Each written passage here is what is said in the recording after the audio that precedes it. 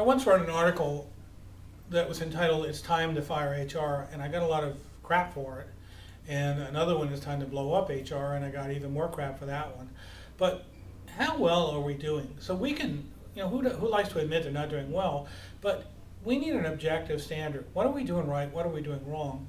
And certainly there are some ways to gather that evidence. So my premise is we're not doing a very good job. We're not as effective as we need to be.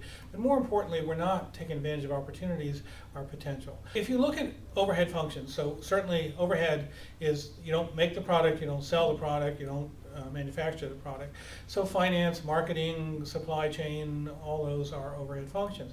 If you look at other functions like supply chain, it used to be some fat guy in a warehouse, a fat guy in a truck, and a lady in the purchasing office telling you it would take forever to get something.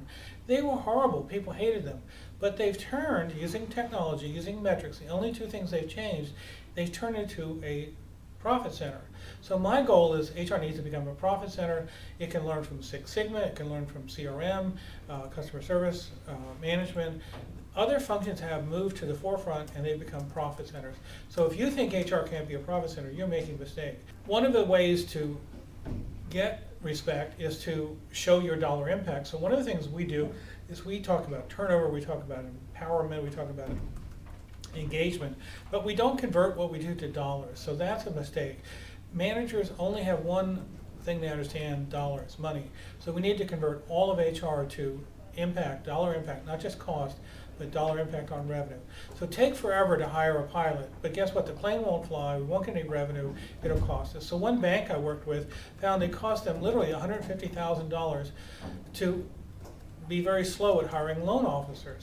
If they hired them 30 days faster at $5,000 revenue per day that they generated, it would make all this difference. So let's be dollar driven. Proactive, we wait. HR waits for the phone to call. What would be the correct thing would be go out, find problems, find opportunities.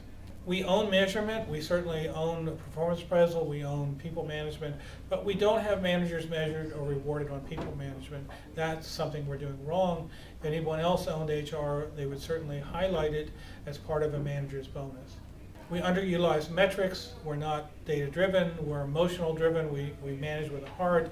The right ways to manage, knowing what works, why it works, knowing the causes and the solutions that work.